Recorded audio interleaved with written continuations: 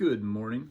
I have a song here, and I've got a really great set of directions and references, and this is going to be really straightforward. So the songs that they're referring to for the vibe are Shotgun Rider and How I'll Always Be, which are both Tim McGraw cuts. They're kind of vibey, but they have energy. There's a lot of forward motion. Shotgun Rider in particular, I think, has a kind of a muted electric pattern and then a big baritone kind of thing. So I'm starting with the baritone. And actually, I have 2 guitar tracks on this song that they sent with it that kind of match that vibe. They just want it better, I guess. Let's check out the intro here. I do have 2 electrics. Check this out.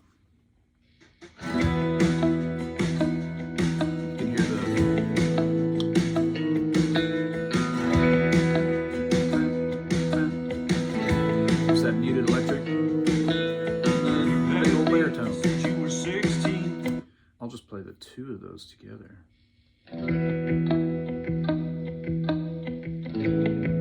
Baritone's got a lot of buzz on it. So I can mute those and start over and do my own thing. So in addition to those parts that are laid out very nicely, I don't think I have to copy them exactly. I think they're wanting to step it up. So I have a bit of freedom, but I think 2 passes that I do, I might do more, need to sort of be in the same lane as those 2 parts. I also have a breakdown of the song section by section with what instrument's going to be featured, and it basically bounces back and forth between me and fiddle. There's no fiddle yet, so this is very helpful. I was told in the intro it's electric guitar. First half of first verse is electric. The B section of the first verse, the back half of it's going to be fiddle. The turnaround electric, verse 2 electric, the bridge electric, the solo is going to be fiddle. So there's a bridge after the second chorus where the chords change and there's sort of a refrain, and then there's a 4-bar solo. So I'm leaving the solo alone. That's going to be fiddle. And then the outro, I think I'm going to do my same thing. It says electric and fiddle. I think I'm going to have my same part that I have in the intro and turnaround, but fiddle's going to be playing over it or joining it as well. Let's start with the Barry pass. I'm plugged into the old Sarge amp. I have a little bit of delay with my timeline. And I also have a little bit of tremolo with the Mobius. I was thinking about putting some plate reverb on it, just maybe a little bit.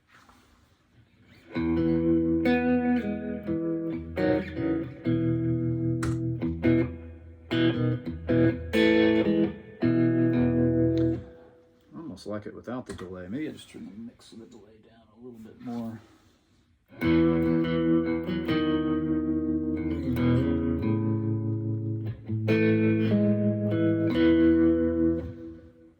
Yeah, I like that. Okay, so I'm going to mute these other 2 guitar tracks so I don't get too locked into exactly what they are, and turn my clip back on, and let's go throughout the song. It's basically, most of the song is 1 to 4, but there is a little move in the middle of the 1 chord where it kind of goes to a major 7. So it's and it's a 16th push, I think. It's 1 in and 2 in. And then the baritone on that track had a line over the 4 chord. The baritone's part was.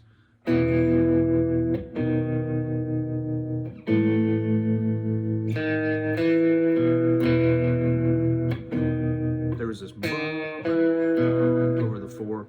Probably going to do something a little different. We'll see. And I'll probably add more parts and make this sound a little more Nashville radio. I think that's the idea why it was sent out of Texas to me in Nashville. So, all right, let's get started. Helps if you record and enable a track, things that I don't do automatically early in the morning.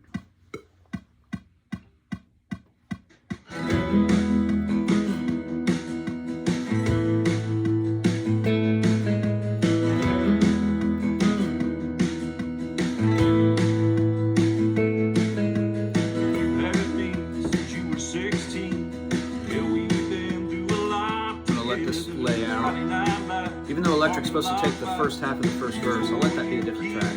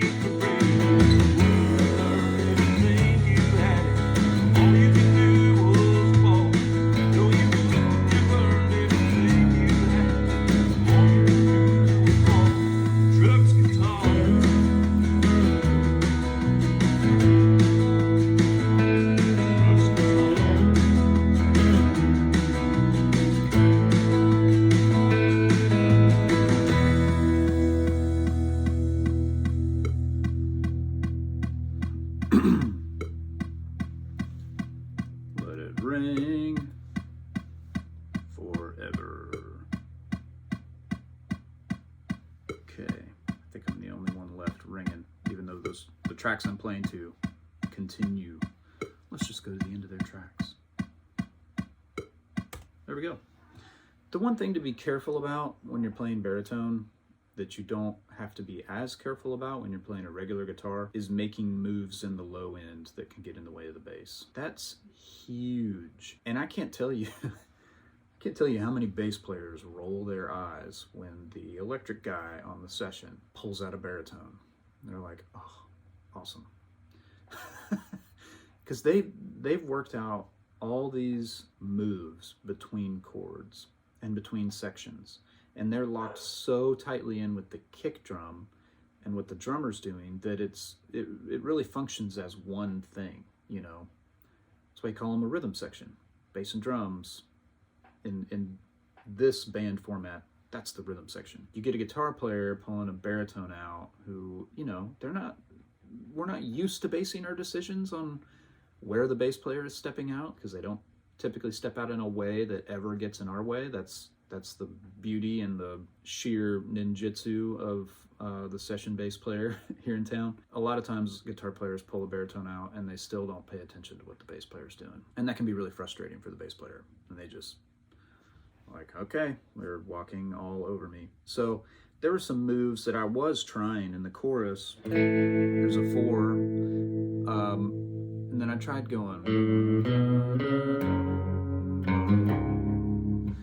I think that move, I abandoned that when I restarted from the top, just because the vocals happening there. And then there was a build in the down chorus on the 4 chord that I want to check out, because I just walked down to it. I want to see what the bass is doing in the track and just make sure that doesn't conflict. Taking windows down, don't give a damn.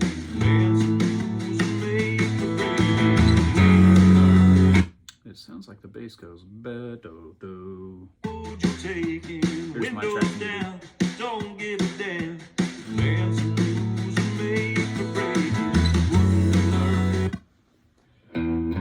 That's what he's doing, and I'm going. So there's a bit of a contradiction there. Let's see if I can tighten my thing up and go with the bass.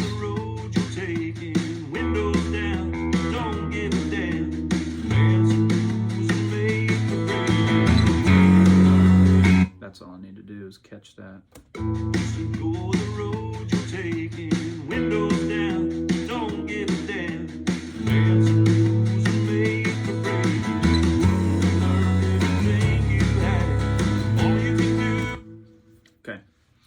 So there I'm with the bass player. Big deal. Very big deal. You don't need competing lines in the low end. That's just going to mess and muddy everything up. And your mix engineer is going to hate you. Your bass player is going to hate you. And your artist might not be aware of such musical intricacies. Or they might, but subconsciously, you're going to think, man, that guy wasn't listening. So let's... I think I can move on. I think I can move on from this. I do want to listen to a chorus, make sure my moves aren't in the way of the bass.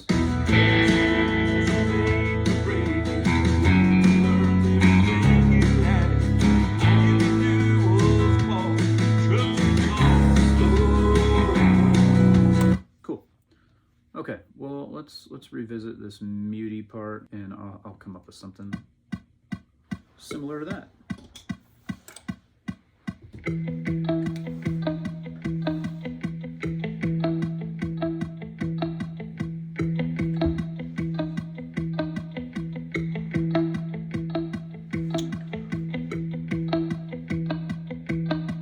Boy, that's a buzzy track too.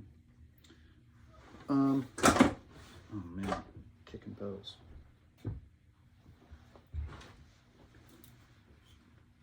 When I work, I try to just keep everything within reach. Because these are going to go into gig bags and go with me when I head out here in a little bit.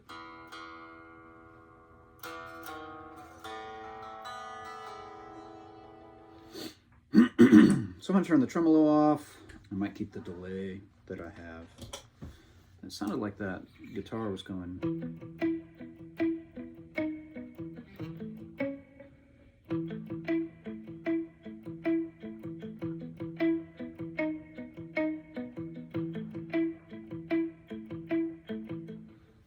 to do something different.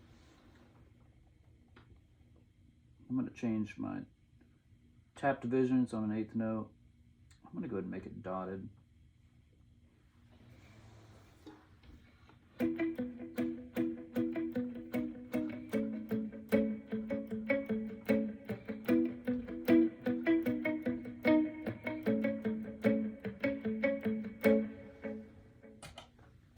going to turn the old reverb off. So this is straight in, just delay, no boosts or anything.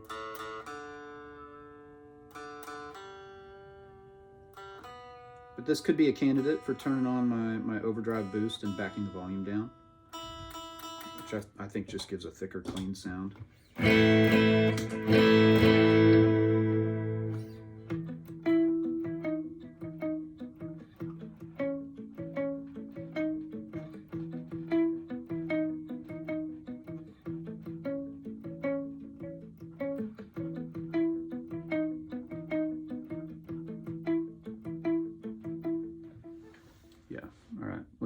Let's see what happens here. Drag my Barry pass over, turn it down a bit because it did get a little loud there.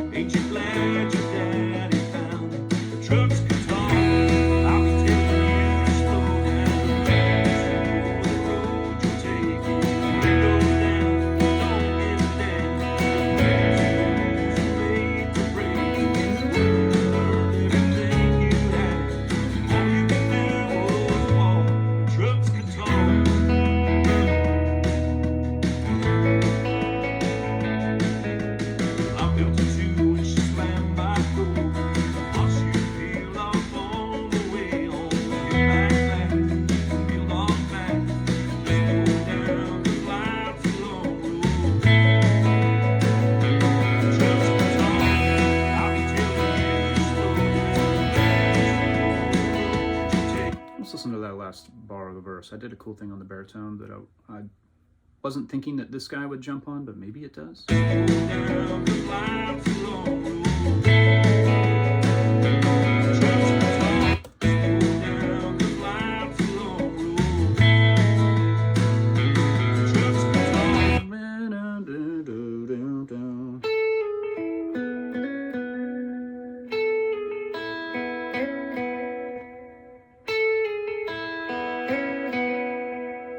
A cool way to incorporate some open strings. So the line is 4, 4, 3, 1, 5, 6, 5. That's how I think about it. We're in the key of E, so it's A, G sharp, E, B, C sharp, B. 4, 3, 1, 5, 6, 5. So I could go 4, 3, 1, 5, 6, 5.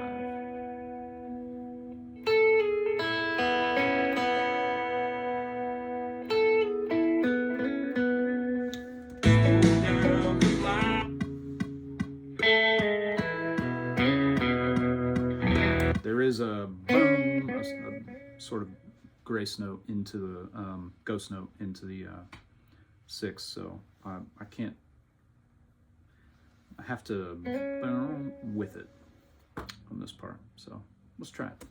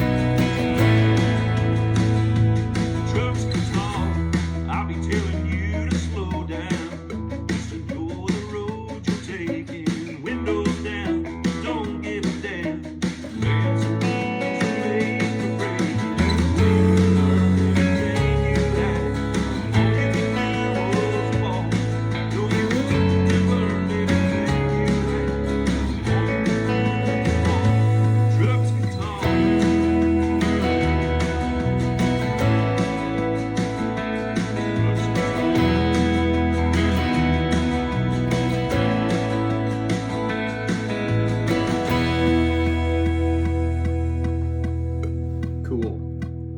I chose to stay up in the outro. It's the song's pretty linear aside from me. So I don't know, it feels like the home stretch. There is a diamond that gets out of the way of the vocal, and a lot of times we use a diamond to settle down, but this feels like the song's about trucks, you know? If trucks could talk, maybe the outro can be more up than they were doing before in the other guitar tracks. So there we go. Now I do want to put some little part that can just loop behind everything. Turn the delay off. I might use my old reverberation machine. Did you hear it when I turned it on? Well, now that I got most of the static out of the switch, it doesn't pop as hard, but you can still hear it. So I want to do something that's you could really just loop through the whole song.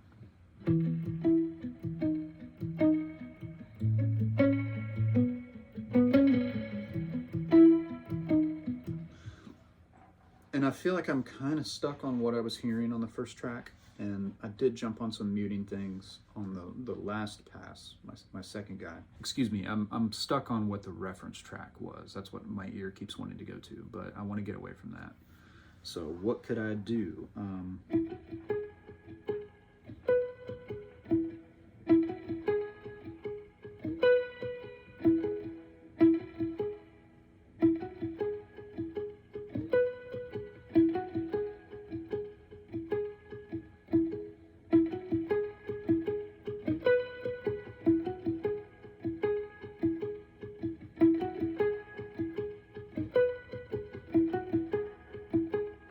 That could basically go through the entire song, aside from the solo, because the solo hits real hard on 5, 4, right?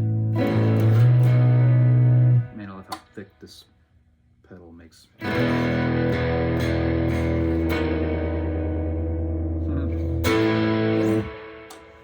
Okay, let's do a loop. Let's make a guitar loop. It's always fun.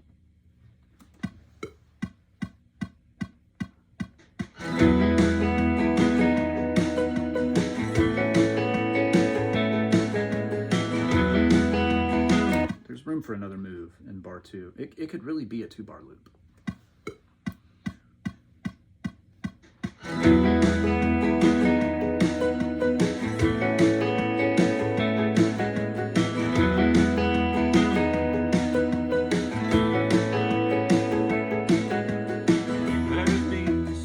That's all it needs to be. So I'm just going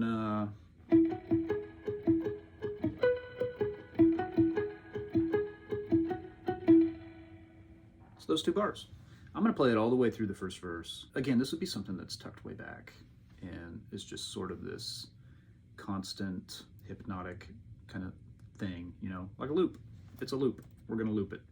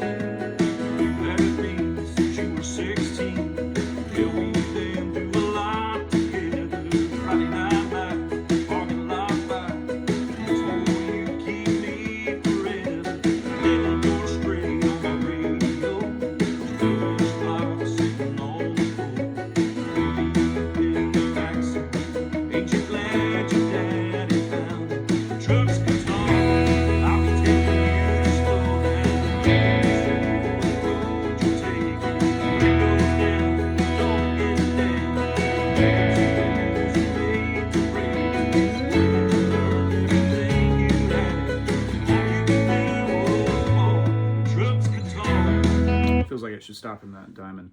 I almost feel like this is too happy because I'm going up to this major third, and the major third is a very proud, happy, joyful sounding interval, and this is supposed to be kind of dark and tough. If trucks could talk, they'd tell you to slow down, like you're being dangerous. This doesn't sound dangerous. So back to the old drawing board. I feel like I do need to do something with the same notes that the original reference guitar track had in it. Or maybe it just doesn't ever hit the third. Let's try something else. I'm gonna play until I settle into something that I like. I'm just gonna keep it rolling. So I might restart and try new things as I'm going.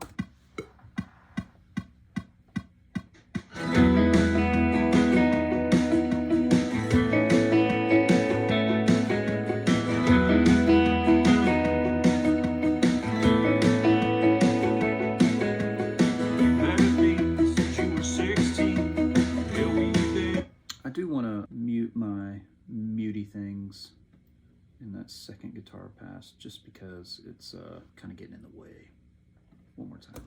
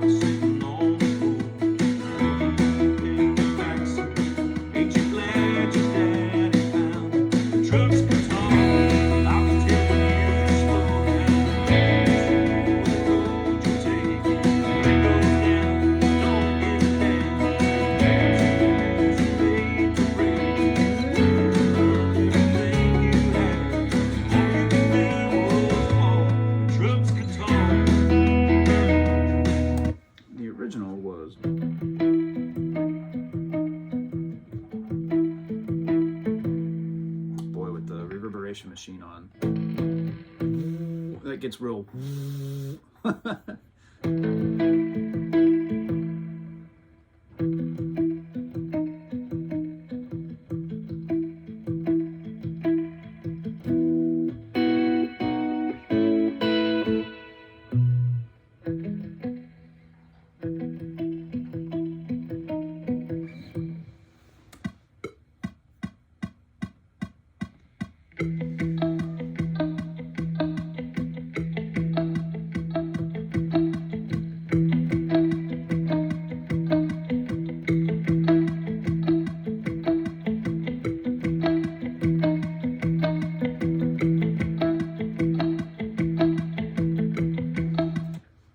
That's all that is.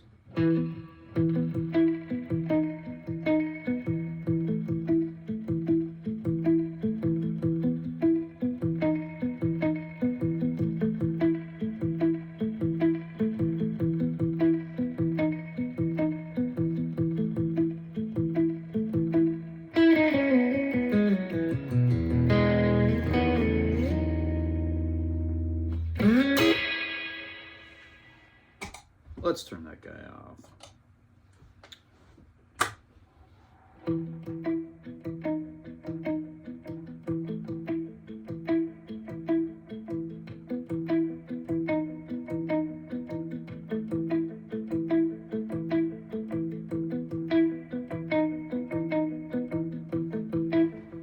What if I double the delay time? Let's see. What are we? 76. Let's take it up to 152. Might be too much motion.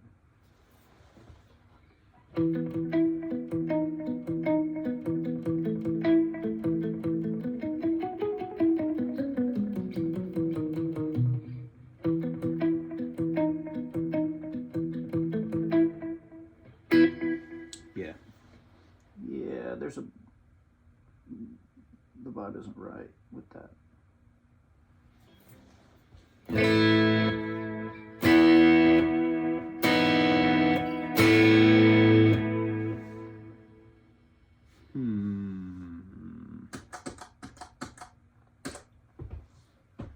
How much do I hate it with the wah?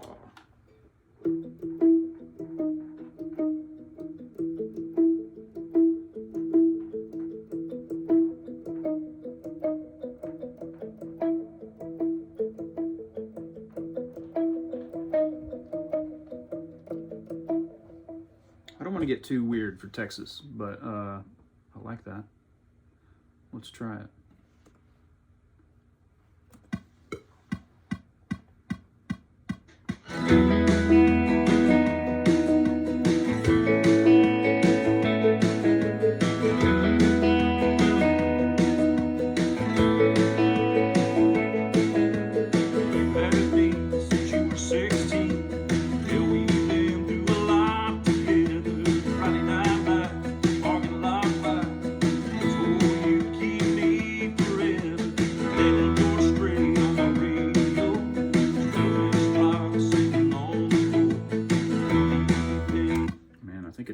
I think it's no wah, and I think it's that part. I think they were right to begin with. When I go up here, it just sounds real happy, you know. And when I'm trying to do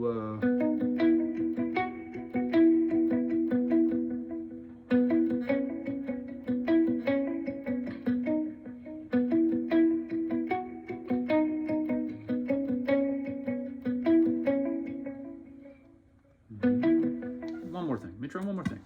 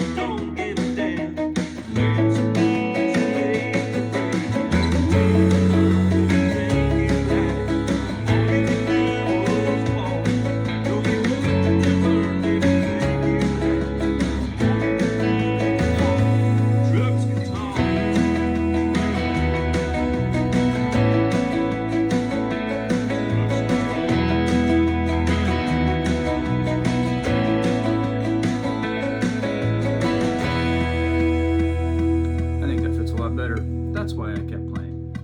I did do something weird in chorus one. I'm going to replay chorus one, and then I'm going to also mute where my other guitar goes back to the muted pattern. So I need to mute verse 2 up until that line that we did in the last bar, and then I'm going to mute the down chorus on that track as well, because again, don't want that line there anymore. We've got another pass that's doing the whole thing. So let's get in on chorus 1. I think that's right here. There we go.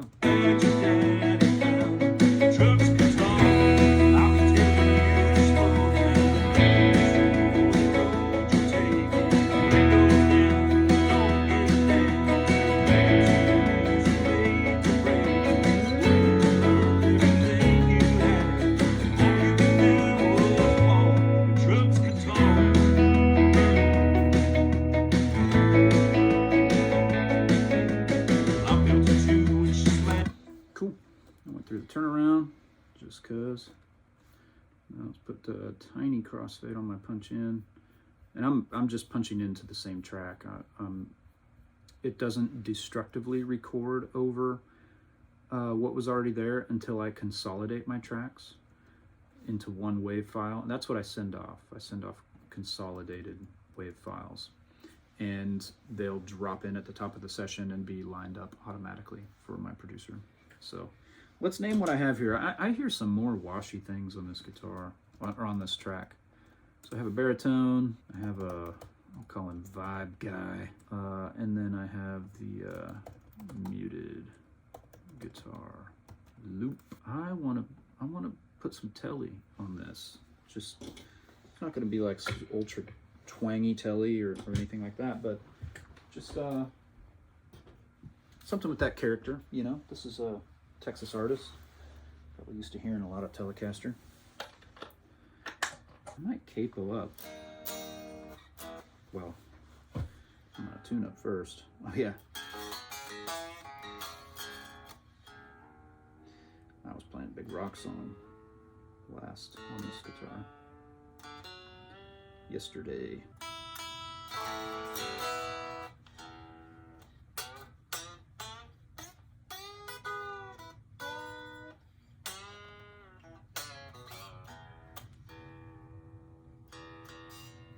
Tune it, do some wacky bends, help it to settle, retune.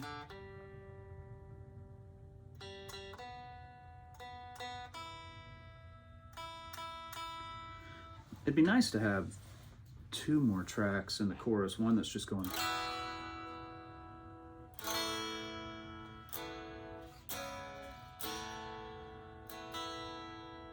And then one that's doing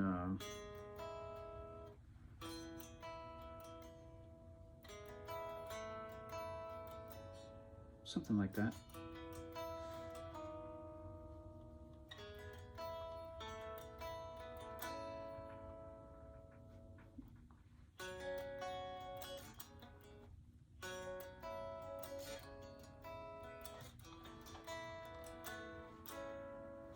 Something, but I would do that with the capo. Let's add these diamonds in the.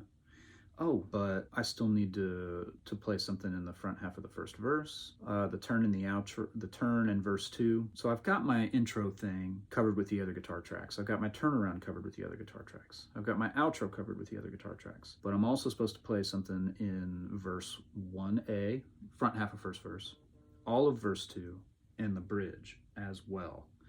So let's do that. Let's do all of that on this pass. I'm just gonna come in maybe on the first verse here with this guy, and I'm gonna try to move some things around, maybe mute the most recent passes so that we are not drowned out by the other tracks. So let's see here.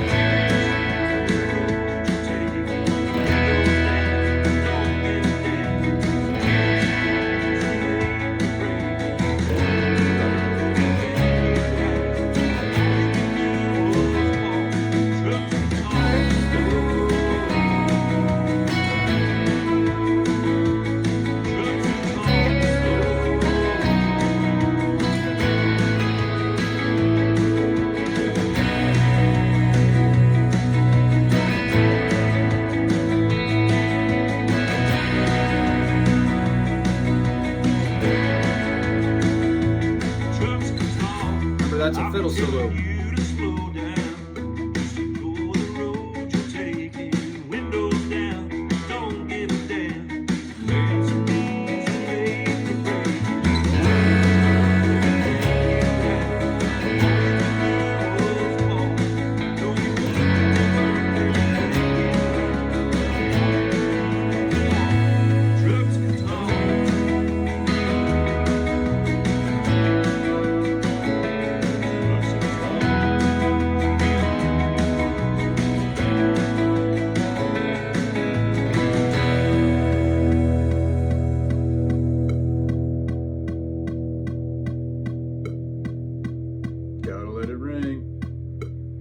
This track kind of played over a lot of other things, but man, it seemed cool. Like I did something different in the last bar of the second verse. I do think I'm going to take one more just because I feel like I'm wide. Oh yeah, I'm wide open on this guitar. I don't like being wide open on this guitar.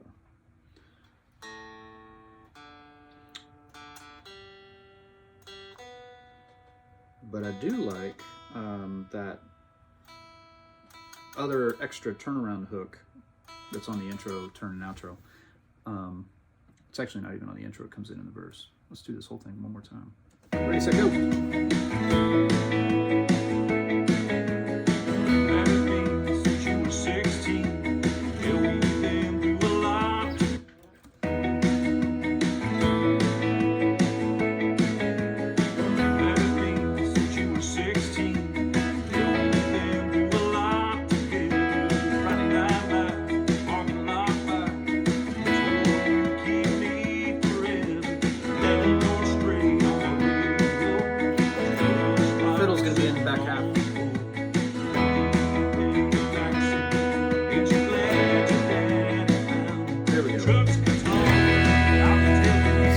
Better than before. It's not as sizzly and bitey.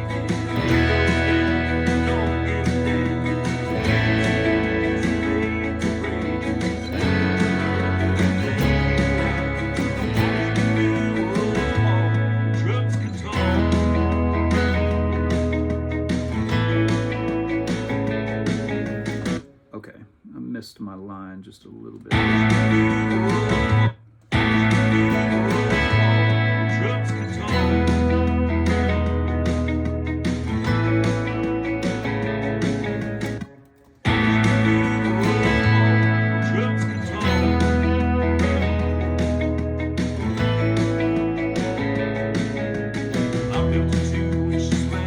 I get this whole second verse. I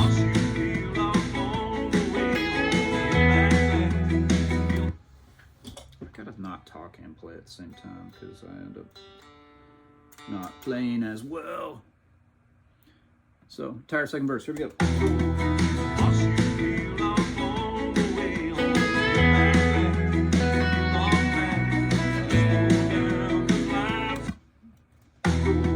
Let's get in on the turn again.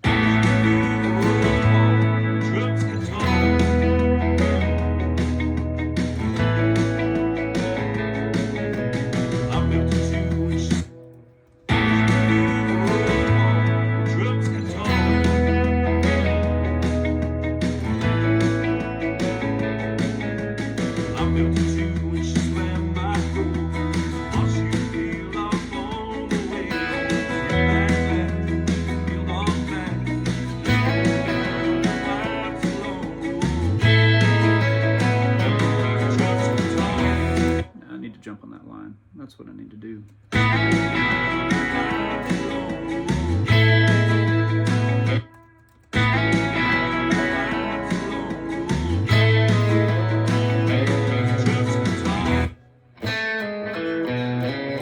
That's it.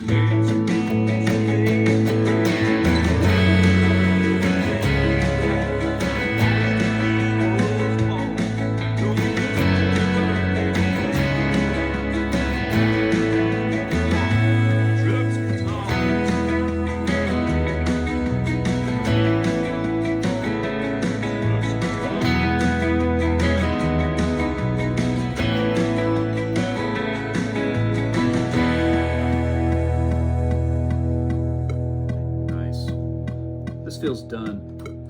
And that's 4 guitar tracks. I don't need the higher arpeggiating guy in the choruses. I'm not trying to make this super thick. There's so many options that you can hear on a song like this, you know.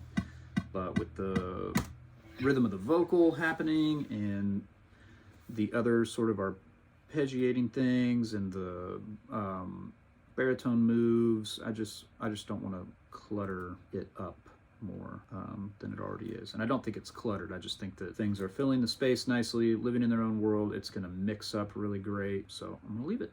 I'm going to leave it like this. Just putting a couple of tiny crossfades where I punched in. And again, what I played before is underneath this, but now that I have a whole track, I'm going to consolidate it into one wave file so it's not pieces that are crossfaded together. Send it off to the producer and he'll drop it in at the top of his session and it'll be lined up exactly where he needs it to be. So let's call that last one Telly. That track is an example of another hook coming in that works with what you previously had in the intro turn parts that you thought was a hook, but now it's like really hooky. So my intro, I'm saving it for the turnaround. My intro is still just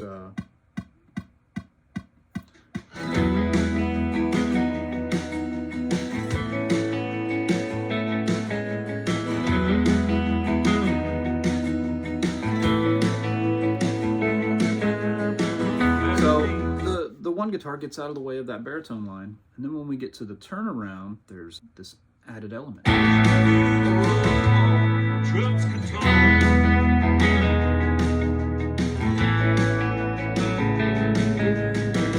It still works, right? It's still out of the way.